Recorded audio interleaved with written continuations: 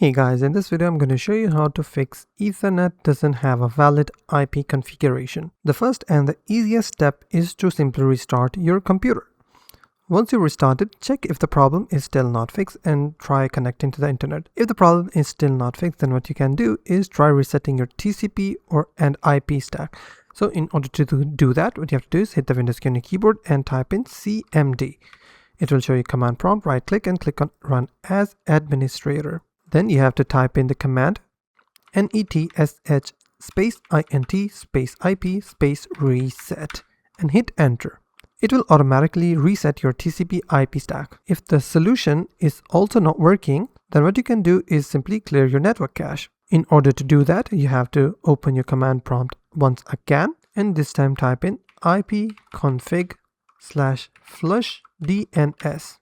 Hit enter and check if the problem is fixed or not.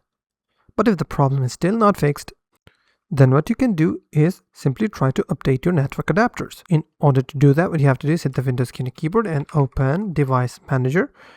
Now you have to find in your network adapter, right click, click for Scan for Hardware Changes. It will automatically detect if there are any drivers missing or outdated. It will automatically update them, and now you have to check if the problem is still not fixed or not. And then if it's not fixed, you can expand. You can check for the individual adapter for your Ethernet. For instance, in my case, it is Realtek Gaming. Right click, click on Update Driver, click on Search automatically for drivers. Now, after that, check if the problem is fixed or not. If the problem is still not fixed, then what you have to do is hit the Windows key and type in virus, click on virus and threat protection and disable your antivirus. If you are using any antivirus on your PC, you can disable that.